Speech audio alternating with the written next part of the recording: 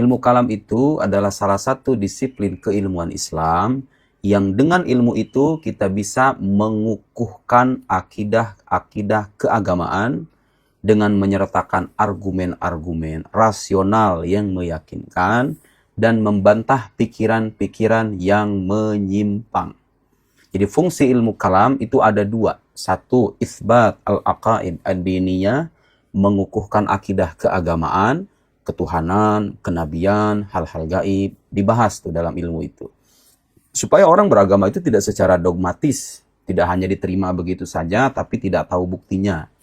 Ilmu kalam datang untuk mengokohkan keyakinan kita. Nah, masalahnya kemudian muncul kelompok-kelompok orang-orang yang berupaya untuk meragukan keyakinan kita itu. Makanya harus ada bantahan. Nah, ilmu kalam itu di samping mengukuhkan keyakinan, juga datang untuk membantah pikiran-pikiran yang menyimpang. Dengan argumen rasional dan tentunya juga mengandalkan dalil-dalil tekstual. Sampai di sini kita bisa tahu bahwa ilmu ini sebetulnya sangat penting dipelajari. Kenapa? Karena di era sekarang kita butuh dengan pengokohan akidah, tak ada yang mengingkari itu. Akidah itu harus kita kokohkan karena adalah fondasi dari agama. Kemudian sekarang kita hidup di era keterbukaan informasi. Orang gampang sekali mengubah keyakinan, mengubah agama, hanya karena dia melihat potongan-potongan video, tulisan-tulisan yang tersebar melalui internet dan seterusnya. Maka pikiran-pikiran itu juga perlu kita bantah secara logis, secara rasional, dan meyakinkan. Semua yang rajin menjawab ujung-ujungnya menolak pada umumnya. Sah? Kecuali sesuai dengan keinginannya. Sesuai dengan keinginannya. Lain yang diinginkan Allah, lain pula yang dia yakini. Lain yang diberitakan Allah, lain pula yang dia yakini. Lain yang diperintahkan Allah, lain pula yang dia kerjakan. Itu yang terjadi dengan ilmu jidal ini. Nah, ilmu kalam ini. Ya lah Joli bersalah tetap juga tidak salah kan? Ya dah Joli bersalah tetap juga tidak salah. Dah jelas benar, tidak boleh benar. Izatimaduhu alal hujajil aqliyah. Apa sebab? Karena yang muktamad baginya, sandaran utamanya adalah hujjah logika. Alasan-alasan akal. Wal uqulu qasirah. Kita tahu yang namanya akal itu pasti tidak ada yang sempurna. Tidak ada yang sempurna. Orang yang paling disebut ahli filsafat dunia, Acuaris, tidak bisa mengenal siapa Allah. Nah, Allah Ta'ala tidak tahu aja, apalagi sifatnya. Jelas? Siapa Allah itu dia tidak tahu. Itu karena akan tidak sampai. Lalu kita pakai cara dia untuk mengenali Allah SWT. Sesat apa tidak? Ya sesat. Pakai teori filsafat dia yang kita mengenali Allah. Dia sendiri tidak sampai mengenali Allah. Makanya orang yang memakai teori Aristoteles, Socrates, pasti orang-orang bingung. Orang-orang yang suka membantah.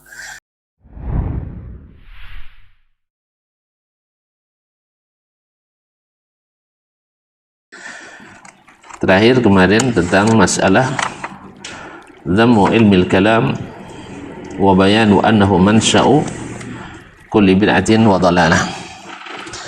Itu tercelanya ilmu kalam dan keterangan bahwasanya ilmu ini adalah sumber lahirnya segala bid'ah dan kesesatan. Kemarin tuan-tuan minta dalil-dalilnya dari Al-Quran, Sunnah, dan ungkapan para ulama as-salaf.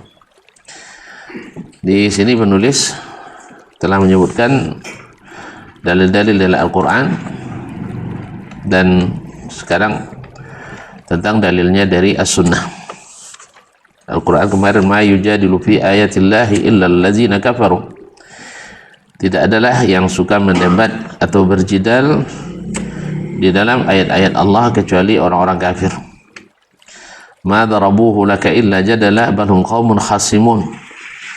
Mereka tidaklah melakukan atau membuat permisalan itu kepadamu kecuali hanya untuk berdebat. Bahkan mereka adalah orang yang sering mencari permusuhan. Qala rahafizahullah wa fi sunnah, dalil tentang tercelanya ilmu kalam dalam as-sunnah adalah min hadisi Abi Umamah radhiyallahu anhu, dari hadis Abu Umamah radhiyallahu anhu, qala, dia berkata, qala Rasulullah sallallahu alaihi wasallam, ma dhalla qaumun ba'da huda kanu alaihi illa utul jadal. Tidaklah sesat suatu kaum setelah diberikan petunjuk illa utul jadal, kecuali karena mereka diberikan ilmu berdebat.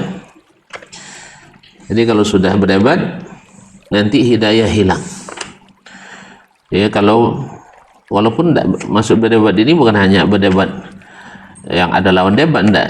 Artinya kita sendiri suka membantah, walaupun tidak buat acara debat, bukan. Artinya tidak langsung menerima banyak pertanyaan begini dan begitunya, maka akan tersesat. Karena jawaban kenapa dan bagaimananya itu sebagian besar tidak ada jawabannya, atau dijawab juga akan tersesat pula. Jadi ada yang komentar, ya kalau kalian percaya aras di atas langit, berapa besarnya aras itu, berapa diametrinya, apa warnanya, di koordinat berapa tepatnya. Masya Allah. Ada orang yang tahu? Hah? Saking payahnya itu banyak yang tidak percaya, kan? Kita tidak tahu, tidak dikasih tahu warna aras seperti apa. Ada yang tahu? Tolong bantu saya jawabnya. Di titik koordinat berapa dia? Ini kan dasar orang yang tidak mau menerima firman Allah Subhanahu wa taala. Jadi kalau memang Anda tahu aras di atas, di titik koordinat berapa? Titik koordinat bumi aja kan tahu kita kenal. Apalagi tentang aras pula. Kita hanya diberikan sedikit ilmu tentangnya, diterima yang sedikit itu. Tak kita lampaui, seperti sering dikatakan oleh para ulama as-salaf, la natajawazud dusus. Kita tidak, la natajawazul kitab wa sunnah. Kita tidak melewati Al-Quran dan sunnah, karena pada hukum asalnya barang ini barang gaib. Pada asalnya barang aras, barang gaib ada bagi kita. Gaib kan? Terus kalau diberitahu tentang satu sifatnya, bisa kita mengetahui duanya? Enggak, satu itu yang kita ketahui, bahwasanya di antara yang membawa aras Allah itu adalah 8 malaikat. Wa yahmilu arsya rabbika fawqahum yawma idzin thamaniyah. Dan bahwa sesungguhnya aras itu adalah makhluk yang paling besar. Disebutkan hadis Nabi alaihi salatu wassalam bahwa aras adalah makhluk terbesar, dan malaikat yang bawanya besar juga, walaupun tak sebesar aras. Antara daun telinganya dengan bahunya jarak perjalanan 400 tahun. Itu apa kadang? Hanya itu yang kita ketahui. Tidak mungkin tidak disebutkan di titik berapa koordinatnya. Nah, ini tanda orang jidal, tidak akan menerima kebenaran seperti ini. Ya, kecuali kalau Allah menghilangkan ilmu itu darinya, menghilangkan jidal dari hatinya. Nah, sudah kita katakan, anak kalau suka menanya ketika disuruh atau diperintah, alamat tak jadi dia kerjakan. Sah? Beli gula yung katanya kan. Nanti kena penyakit gula mak katanya. Itu jadi loh. Nak kan jadi dia boleh. Untuk apa gula katanya? Untuk bikin teh untuk ayahmu. Ayah ada mampir di warung janda tuh katanya. Nggak ingat lagi sama teh mama kan? Nah, gimana tuh? Jadi ada aja bantahannya. Nggak akan mau mengerjakan. Ujungnya begitu. Dan ini terbukti, semakin hebat orang berjidal, semakin tersesat jalannya. Ya, semakin hebat dia berjidal, semakin tersesat jalannya. Awalnya, ya, hanya mengucapkan selamat hari raya agama orang lain. Habis itu ikut pula merayakan dengan batasan-batasan tertentu. Besok tanpa batas. Ya, ada ilmu itu padanya, ilmu debat itu ada. Jadi tak akan bisa menerima kebenaran. Kalau orang cari kebenaran, Nabi dulu hadir dan ada di tengah-tengah umat-umat yang banyak melakukan perayaan-perayaan. Lalu balik Nabi tak pernah mengucapkan selamat hari raya. Apalagi beliau sendiri yang melarang untuk ikut menghidupkan syiar agama lain. Dilarangnya untuk man tashabbaha biqaumin fahuwa minhum, siapa yang menyerupai suatu kaum maka dia masuk golongan orang itu. Ya, ketika sahabat mendengar ini, sami'na wa ta'na. Kalau ini enggak, tunggu Rasulullah, mazhab kita beda katanya. Ya itu kan. Di zaman engkau kan perang sama orang tuh, zaman kami damai-damai. Jadi oleh sebab itu mazhab kita beda dengan Rasulullah sallallahu alaihi wasallam. Ya kalau udah berani berbeda mazhab dengan Nabi, apalagi yang mau diharapkan? Karena dia ahli. Makanya Nabi katakan tersesat seorang setelah dapat hidayah bila diberikan ilmu jidal. Falau kana hadha an-nass wahdahu thabit fi bab dhamm al-kalam la kafa lin-nas. Kata Syekh, andainya satu hadis ini saja yang sahih, yang thabit, ini sudah cukup untuk mencela ilmu kalam, ini sudah cukup. Nah, fa'lam rahimanallahu ta'ala wa iyyak. Syekh mengatakan, ketahuilah semoga Allah merahmati kami dan merahmatimu, annahu lam takun zandaqa wala kufrun wala dalalatun illa ba'da dukhul ilmu kalam. Bahwasanya belum pernah terjadi zandaqah, itu zending di dalam umat Islam. Apa zending? Orang yang pura-pura masuk Islam untuk merusak Islam dan berlebihan dalam ilmu jadal, berdebat. Allazi la yajurru sahibahu illa ilal khusumati fid din, yang tidak menyeret pelakunya kecuali kepada menimbulkan permusuhan dalam agama, selalu membuat pertentangan dalam beragama. Wasyakki fil haqq, dan kepada keraguan terhadap kebenaran. Apa buktinya? Asal ada pendapat tak boleh disalahkan. Kalau ada pendapat tak boleh disalahkan. Orang yakin atau orang ragu? Semua pendapat benar. Orang yakin atau orang ragu? Orang ragu. Satu bilang haram, satu bilang halal. Itu betul semuanya? Betul semuanya? Tidak. Tapi tak boleh disalahkan. Asal ada dalilnya tak boleh disalahkan. Ini tak semua dalil benar. Sah? Kan tak semua dalil benar. Maksudnya pengambilan dalilnya, tidak semuanya apa? Benar. Sekedar contoh, ma'asyiral kiram rahmati Allah. Kita setiap ada acara Al-Fatihah. Di hadis itu sendiri ada keterangannya bahwa bukan itu buka acara. Tapi adalah ma tas'alullaha biharfin minhuma illa utitahu. Kau tidak meminta kepada Allah dengan satu huruf dari keduanya. Mana keduanya? Al-Fatihah dengan Khawatimul Baqarah, dan dua ayat terakhir surat Al-Baqarah. Illa utitahu, kecuali kamu diberikan. Apa yang diberikan? Seluruh hajat. Terjemahan seluruh hajat mana ada dalam hadis? Ya ada diberikan apa yang kau minta, satu huruf dari kedua surat itu. Tidak pahamnya. Lama jadi tidak jadi syukur. Ringkas ya. Al-Fatihah di dalamnya ada doa enggak? Ada doa. Nah, kamu minta dengan membaca Al-Fatihah itu di dalamnya ada doa. Itulah yang maksudnya oleh Nabi alaihi salatu dengan membaca Al-Fatihah itu ada doa di dalamnya, bukan untuk pengantar doa. Bukan untuk pengantar doa. Doa. Baca Al-Fatihah itu sudah ada doa dalamnya. Jadi doa itu kalau kau minta, andainya satu huruf daripadanya kau minta, diberikan. Apalagi beberapa banyak huruf. Demikian juga. Apa doa di dalam surah Al-Fatihah? Ihdinas siratal mustaqim. Iyyaka itu pengakuan tuh. Ibaratnya pengakuan cinta. Jadi kalau nak mengaku cinta sama istri yang pandai nahu, hati-hati, jangan bilang uhibbuki, tidak terimanya. Sampai kamu katakan iyyaka uhib, iyyaki uhib, hanya kepadamu cintaku berlabuh. Ah, itu baru dia terima itu. Istri pandai nahu enggak? Jangan diajarin. Nah, jadi kaum muslimin dan muslimat adalah mati Allah. Iya kan abudu. Kemudian ihdinas siratal mustaqim. Kemudian di 2 ayat terakhir surah Baqarah ada doa? Tidak ada ya. Ghufranaka. Apa makna ghufranaka? Ya Allah, ampuni aku. Aku butuh ampunanmu.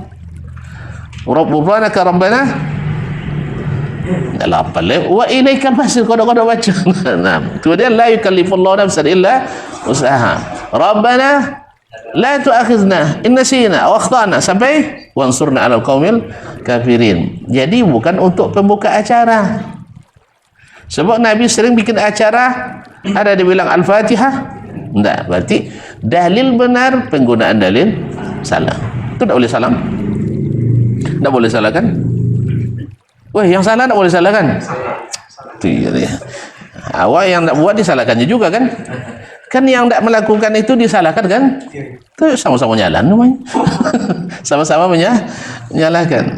Makanya akhirnya dengan jidal tadi tak tahu mana yang benar, mana yang salah. Jangan gampang menyalahkan. Enggak. Kita enggak gampang menyalahkan. Menyalahkan dengan ilmu. Yang gampang menyalahkan tadi itu yang ragu itulah. Ya. Kan enggak.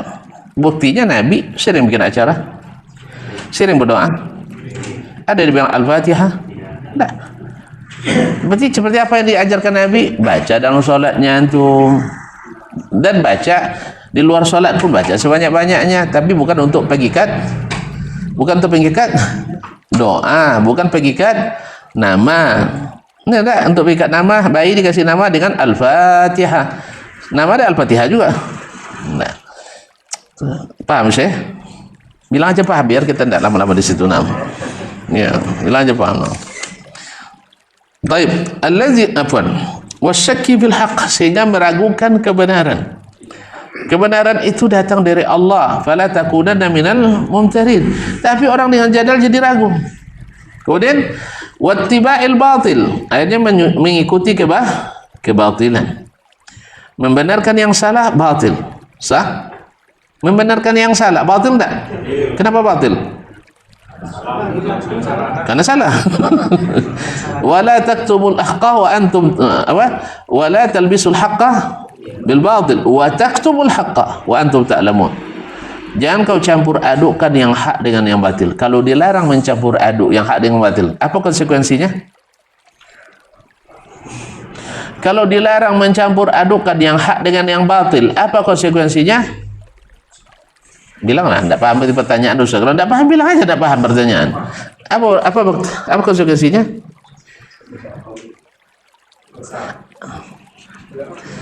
Langsung dosa gitu. Nanti masuk neraka sedul. Konsekuensi dari jangan mencampur adukkan yang hak dengan batil, mesti belajar yang hak, mesti berilmu. Sah?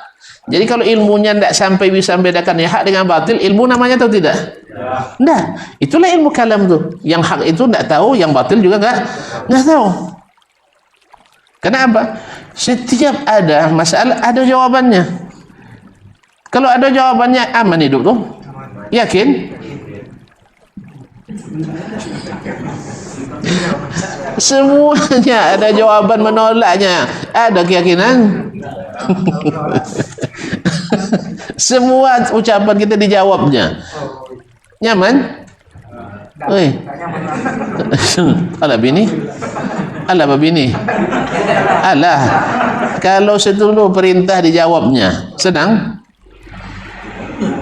Seluruh perintah kita ada jawaban bantahannya, senang? Gue ayu teh katanya. Dia minum teh aja bang sakit kengkongan danya. Senang dengarnya? Untuk kopi lahnya. Kopi tak je elok nanti usap ginjalnya. Jus lah, jus habis kanker ada PPT-nya. Itu boleh? Hah? Ujung-ujung tak ada. Ayo putih apa ambil sarangnya. Tak batangannya. Senang? Senang? Tidak. Semua yang rajin menjawab ujung-ujungnya menolak pada umumnya. Sah? Kecuali sesuai dengan keinginannya. Sesuai dengan keinginannya. Lain yang diinginkan Allah, lain pula yang dia yakini. Lain yang diberitakan Allah, lain pula yang dia yakini. Lain yang perintahkan Allah, lain pula yang dia kerjakan. Itu yang terjadi dengan ilmu jidal ini. Nah, ilmu kalam ini. Ya dah zalim bersalah tetap juga tidak salah kan? Ya dah zalim bersalah tetap juga tidak salah. Dah jelas benar, tidak boleh benar. I'timaduhu 'alal hujajil aqliyah. Apa sebab? Karena yang muktamad baginya, sandaran utamanya adalah hujjah logika. Alasan-alasan akal. Wal uqulu qasirah. Kita tahu yang namanya akal itu pasti tidak ada yang sempurna. Tidak ada yang sempurna. Orang yang paling disebut ahli filsafat dunia, Acuaris, tidak bisa mengenal siapa Allah. Nah, Allah Ta'ala tidak tahu aja, apalagi sifatnya. Jelas? Siapa Allah itu dia nggak tahu. Itu karena akan tidak sampai. Lalu kita pakai cara dia untuk mengenali Allah SWT. Sesat apa tidak? Ya sesat. Pakai teori filsafat dia yang kita mengenali Allah. Dia sendiri tidak sampai mengenali Allah. Makanya orang yang memakai teori Aristoteles, Socrates, pasti orang-orang bingung. Orang-orang yang suka membantah. Tahu tuan-tuan cerita Socrates ni? Ahli debat? Tahu dah? Tahu lah. Ya, dia kalau pulang tidak selesai debat di kantor, bawa kawan pulang berdebat pula sampai di rumah. Istrinya cerewet pula. Asal nengok abang pulang bawa kawan tu lah. Tak akan aman dunia tu katanya. Akhirnya ngomel-ngomel terus istrinya. Karena istrinya ngomel, dia pindah ke halaman. Masih berdebat juga, tak tahan juga, istrinya disiram dengan air seember. Apa dia bilang sama kawannya? Gitulah kawan, habis petir turun hujan. Habis petir turun hujan. Paham? Jadi tadi ngomel-ngomel itu petirnya. Habis itu disunggah dengan air turun hujan. Ini gimana tak marah istri? Pulang tak bawa apa-apa. Yang dibawa adalah debat. Makanya akhirnya dia mati-mati, kabarnya su'ul khatimah pula. Nasallallahu alaihi wasallam. Yang itu yang kita jadikan sebagai ikutan dalam memahami akidah. Oh enggak, kita sudah di-islamisasi. Namanya di-islamisasi. Teorinya masih sama, yaitu jangan menerima setiap informasi secara a priori. Ya, sampai diteliti. Kalau sampai diteliti, mau kemana? Dia meneliti tentang aras, mau mana dia meneliti tentang surga neraka. Akhirnya banyak hal-hal yang tak masuk akalnya ditolaknya, bukan karena tidak benar, tapi akalnya yang dangkal. Habis itu awak pun dituduh orang kalau tahu. Yang percaya dianggapnya tidak paham. Kemudian ketika tersalahkan yang salah itu dianggapnya tidak beradab dan berakhlak. Belajar akidah hebat tapi akhlak ada berado katanya. Ini lebih adabnya. Yang tidak mau apa itu ada adabnya? Tidak juga kan? Tidak ada satupun ulama Wahabi yang paham bahasa Arab, itu lebih adab tuh. Tidak ada satupun Wahabi yang paham Al-Quran dan Sunnah, ada adab tuh. Tidak ada satupun mereka yang paham fikih, adab tuh. Jadi cerita panjang tapi kosong. Ya, cerita di atas awang-awang tapi di bumi tidak nampak. Jadi paham sih? Nah, ini cerita tentang adab, jangan menyalahkan, nyalah orang terus, bukan menyalahkan lagi, mahasud lagi. Nasallallahu alaihi wasallam. Ini akibat daripada apa? Ilmu jadah. Nah, la ya'tihi al-batilu wal uqulu qasirah. Akal-akal itu terbatas.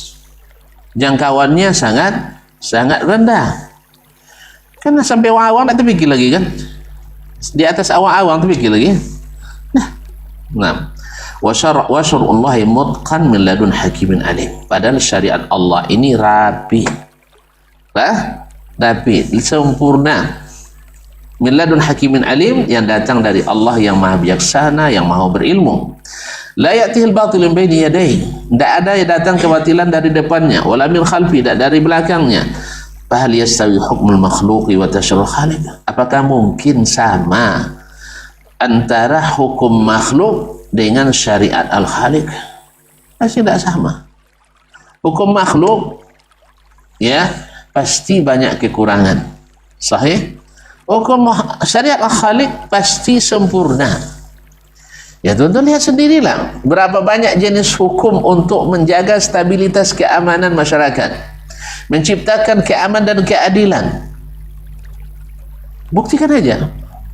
Mana yang lebih aman, negeri dengan syariat Allah atau negeri dengan hukum buatan manusia? Hah? Mana yang lebih adil? Mana yang lebih makmur? Syariat Allah Ta'ala. Jujur aja lah. Cuma itulah Wahabi sosialnya. Dia pergi ke Arab menikmati keamanan situ, tapi katanya banyak bantai. Sampai sana cengang-ngaci gungu juga kan. Aman, tentram. Alhamdulillah. Dengan berkat dengan syariat itu pun walaupun dengan kekurangan yang sangat banyak. Dan Nabi dengan sempurna melaksanakannya, maka tak pernah tercipta seaman masyarakat Madinah di sepanjang masa. Tidak ada yang semakmur masyarakat Madinah, tidak ada yang semaju masyarakat Madinah di masanya. Makanya setiap kemajuan disebut dengan istilah Pekanbaru kota la ilaha illallah. Tak tahu tuan-tuan kota kalian ya. Smart Madani, kota cerdas Madani. Madani dari Madinah, woi. Kalau berkemajuan namanya bertamad. Tak ada orang Melayu sini. Bertamadun. Dari kata Madinah. Jadi Madinah menjadi lambang kemajuan. Sah? Ma'asyiral kiram dirahmati Allah SWT. Dengan apa? Dengan syariat yang Allah turunkan, bukan dengan hasil produk manusia. Demikian juga masalah akidah itu. Nah, walizalika qad qarada an as-salaf fi zamul kalam hatta naqala ba'd ahli al-ilm al-ijma' ala anna sahib al-kalam mubtadi'un za'igun asim. Oleh sebab itu, karena syariat sempurna, akal tidak sempurna, sangat terbatas, datang ijma' datang banyak dari kalangan ulama salaf zamul kalam, mencela ilmu kalam. Bahkan sebagian ahlul ilmi menukil ijma' bahwasanya sahibul kalam mubtadi', bahwa orang yang belajar ilmu kalam adalah ahli bid'ah hasanah atau bid'ah dhalalah. Hah? Gabriel lah. Iya, ijma'. Nah, sahibul kalam mubtadi' za'igun asim, menyimpang dan pendosa. Faqala Ibnu Abdul Barr An-Namiri, Imam Ibnu Abdul Barr An-Namiri yang wafat 463, ulama besar Andalus, ahli ulama fikih terbesar di masanya di Cordoba di Andalus, penulis kitab Tamhid wal Istizkar dan lain-lainnya. Dia berkata, ajma' ahlul fiqhi, seluruh ulama fikih, wal athar, dan ulama hadis, min jami'il amsar, dari seluruh negeri,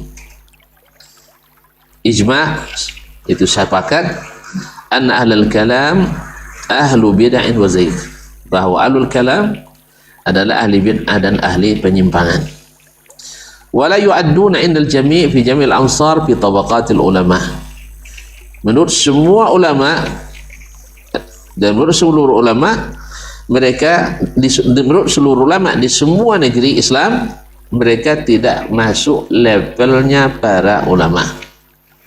Ahlul kalam tidak dianggap sebagai ulama. Kan saya sudah bilang ke antum kemarin, Al-Khatib Al-Baghdadi wafat 463 sama wafat Imam Abdul Barr, menulis kitab Tarikh Baghdad, sejarah kota Baghdad, Madinatus Salam, yang dibangun oleh Abu Ja'far Al-Mansur, menyebutkan semua ulama atau semua tokoh Islam mulai dari kalangan sahabat sampai dengan hari beliau masih hidup. Dia masih sampai 463, abad keberapa itu? Sampai 463, abad keberapa? Lah terjadi perbedaan pendapat. Jadi situ ya Allah. Waetong. Dari tahun ke-1 sampai 100, abad keberapa? Abad pertama. Ya, 201 sampai 300. Abad kedua. Ya Allah. 101 sampai 300. Nah, gimana? Sampai 200. Nih, ini kata tuan-tuan ini. Langsung aja lah. Abad ke-5, sah? Abad ke-5. Nah, beliau, para pengikut atau ilmu kalam itu sudah ada sejak abad ke-2, dan paling marak dengan lahirnya pemahaman Asy'ariyah dengan Maturidiyah di Baghdad, yang Imam Abdul Hasan Asy'ari wafat 324. Abad keberapa tuh? 324. Abad keempat. Beliau lahir 260. Abad keberapa tuh? Ketiga. Berarti beliau hidup di abad ketiga dan abad keempat. Di abad ketiga habis waktunya ikut paham Mu'tazilah selama 40 tahun. Berarti paham yang selanjutnya ketika berubah menjadi Asy'ariyah di tahun 300 ke atas. 300 ke atas, karena 260 tambah 40 300. Berarti setelah tahun 300 berubah dari Mu'tazilah menjadi Al-Mutakallim, Ahlil Kalam, Asy'ariyah, paham Asy'ari.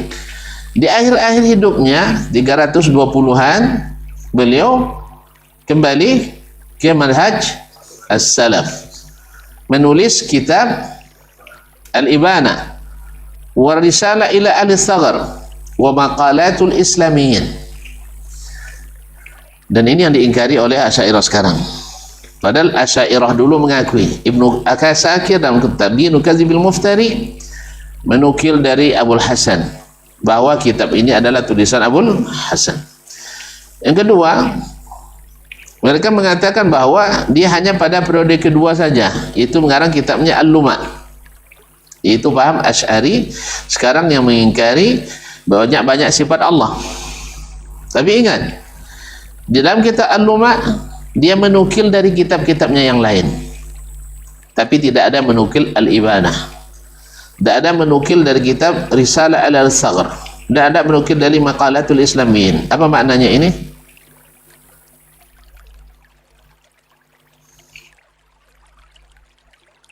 Apa dia mau anunya? Lah ambil lebih berarti kitab ini ditulis terakhir. Paham ya? Misalnya saya menulis kitab ini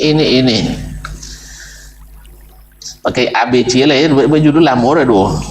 Kitab A, B, C saya tulis, kemudian di kitab D saya nukil dari ABC. Maknanya apa? ABC lebih dulu daripada kitab ini. Paham?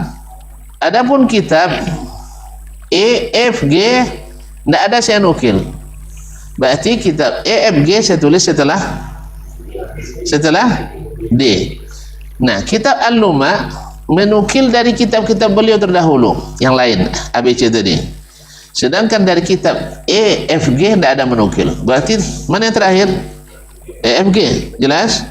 Jadi kitab Maqalatul Islamiyyin tidak ada nukilan dalam Al-Luma'. Tidak ada nukilan dalam kitab Maqalatul Islamiyyin. Berarti kitab ini terakhir. Artinya itulah mazhab terakhirnya. Kembali kepada sunnah. Asy'ariyah sekarang mengingkari, sebab mereka hanya percaya pada kitab Al-Luma'. Dan kitab Al-Luma' ini dia ketika dia taubat dari mazhab Mu'tazilah, dia umumkan di masjid bahwa ini mazhab saya sekarang. Itu mazhab dalam kitab Al-Luma'. Jelas? Nah, orang-orang Asy'ariyah sekarang tidak mengakui ada kitab Al-Ibanah. Karena katanya itu dirubah-rubah oleh sekali lagi Wahabi. Padahal Ibnu Asakir, kemudian Al-Yafi'i, yang juga orang-orang ta'assub Asy'ari mengakui kitab itu, tapi mereka tidak mengikuti. Ini lebih jantan daripada yang tidak mengakui, justru menuduh menuduh Wahabi. Baik, kalau memang tuan-tuan mau, tunjukkan di mana yang dirubah, lalu benarkan, cetak ulang kembali. Kayaknya mereka tidak akan mencetak ulang. Apa sebab? Kecuali dengan merubah pula semua isinya. Kecuali dengan merubah semua isinya. Makanya tidak ada Asy'ariyah yang berani mengajarkan kitab Al-Ibanah Maqalatul Islamiyyin itu. Apa sebab? Kalau tidak nanti terbuka ke apa namanya penyimpangan-penyimpangan yang dilakukan. Nah, Al-Khatib Al-Baghdadi rahimahullah dalam Tarikh Baghdad yang menulis ulama-ulama yang pernah tinggal di Baghdad, yang pernah lewat di Baghdad, yang pernah belajar di Baghdad, yang pernah menetap di Baghdad. Ulang boleh. Para ulama yang pernah lewat di Baghdad, yang pernah menetap di Baghdad, yang pernah mengajar di Baghdad, yang pernah belajar di Baghdad, dah mulai dari zaman sahabat sampai sampai ke zaman beliau masih hidup. Kapan hidupnya tadi? Abad kelima, 463 meninggal. Dan berarti isi kitab itu berapa abad? Ya Allah ya Rabbi, hampir 5 abad. Kan di zaman sahabat, berarti abad pertama, tabi'in abad kedua, sah? Abad ketiga, keempat dan kelima. Berarti semua ulama, saya ulang kembali, yang pernah tinggal di Baghdad, yang pernah singgah di Baghdad, yang pernah belajar di Baghdad, yang pernah mengajar di Baghdad. Jelas? Dari zaman sahabat sampai zaman beliau sebelum wafat. Berarti dari abad pertama sampai abad kelima. Berapa orang kira-kira yang disebutkannya? Karena saya bilang kira-kira karena tuan-tuan tidak baca kan? Ya. 7.783 ulama Ahlus Sunnah. Artinya dianggap ulama. Coba 7.000 lebih atau hampir 8.000. Silakan cari dari setiap 1.000 5 orang saja dari ahli kalam yang terhitung ulama oleh beliau. Kalau dapat 5 dari 1.000 banyak. Kalau dapat 5 dari 1.000 berarti banyak tuh. Nah, siapa yang siap meneliti? Ini tidak banyak kitab dah 14 jilidnya. Kalau sebulan sejilid kan cuma setahun 2 bulan kan? Cobalah. Nah, coba teliti berapa dapat 5 dari 1.000 ahli kalam masuk hitungan ulama oleh Khatib Al-Baghdadi, itu sudah hebat. Ini apa saya katakan ini? Karena banyak klaim daripada Asy'ariyah, Maturidiyah, mereka orang ulamanya mayoritas, orang awam mayoritas. Cuman katanya dasarnya tidak ngerti ilmu kalam. Cuma orang kampung yang tidak belajar jadi mengikut ilmu kalam. Sah? Dasarnya tidak paham lah. Berapa jauh Pak? 7 tahun saya belajar ilmu kalam di pondok. Tidak paham macam mana nenek saya nak paham. Macam mana pula yang tak belajar agama menjadi Asy'ari, menjadi Maturidi. Masuk lah. Masuk. Paham istilah tuan-tuan, istilah arat jauhar paham tak? Paham tak? Ikut penanggung ta'aluk dan jizik paham? Kan tak dah. Itu di mana jadi mayoritas. Ulamanya juga tidak mayoritas karena tidak terhitung ulama. Seperti kata Imam Ibn Abdul Bar.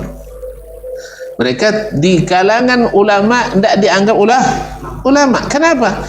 Ilmunya logika. Logika. Paham? Hilanglah paham biar azan kita. Nah, kaum muslimin.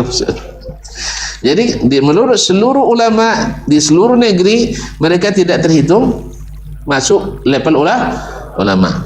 Wa innamal ulama ahlul athari wat tafaqquhi fihi. Yang disebut ulama itu ada ahlul athar, yaitu yang menghidupkan asar dari Nabi, daripada para sahabat, dan tafaqquh dan memahaminya. Wa yatafadaluna fi bil itqani wal maizi wal faham. Mereka tentu bertingkat-tingkat keilmuannya sesuai dengan bagaimana profesionalitasnya, bagaimana dia membedakan, dan bagaimana kedalaman pemahaman. Tapi ahlul kalam enggak, mereka bukan ahlul asar, mereka ahlul aql, ahlul ra'i, maka tidak dianggap sebagai levelnya ulama. Itulah kalau tuan-tuan mau bersenang hati, ya relawan, tolong diteliti. Dari 1000 dapat 5, itu sudah banyak. Ya, dari 1000 sampai 5 itu sudah banyak. Insya Allah tidak akan temukan. Tidak banyak, 7.780 sekian. Baik, kita azan dulu ya. Assalamualaikum warahmatullahi wabarakatuh. Sampai jumpa kembali di World Islam Channel.